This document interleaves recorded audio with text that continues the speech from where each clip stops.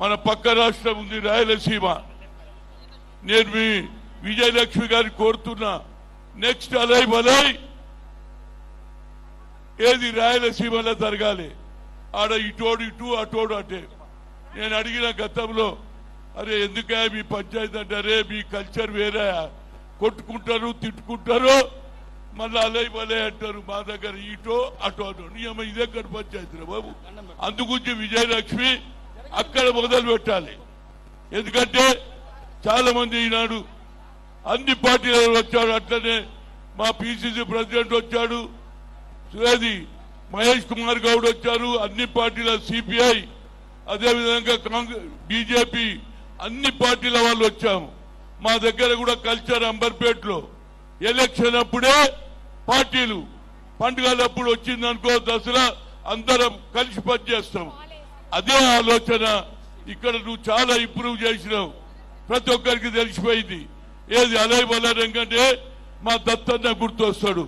అదే మీ కూతురు విజయలక్ష్మిని వచ్చే అలై బలై రాయలసీమలో చేయండి. కర్నూలులో చేస్తారా, కడపలో చేస్తారా, అనంతపూర్లో చేస్తారా, చిత్తూరులో ఏడో ఒక దగ్గర చేయాలి.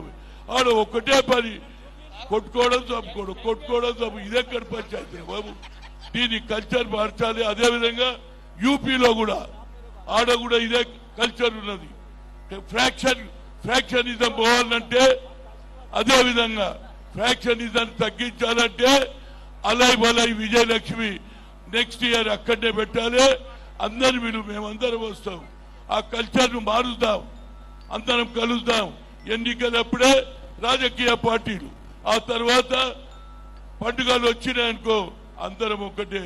ఈ కల్చర్ను నీ కూతురుకు చెప్పు, విజయలక్ష్మికి చెప్పు, నెక్స్ట్ ఇయర్ తప్పనిసరిగా రాయలసీమలో పెడితే అక్కడ కూడా కల్చర్ లో మార్పు వస్తుంది.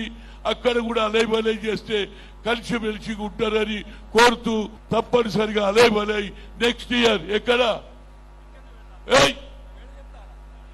ఈడ కాదు, రాయలసీమలో కర్నూలులో పెడతారా, అనంతపూర్లో పెట్టు. నేను ఆడొచ్చి మాట్లాడతా. అక్కడ కూడా అలై బలై కలిసి ఉండాలి.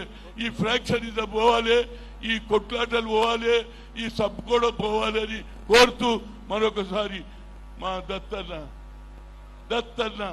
దత్తన్న అంటేనే అలై బలై అని తెలుస్తూ సెలవు తీసుకుడు.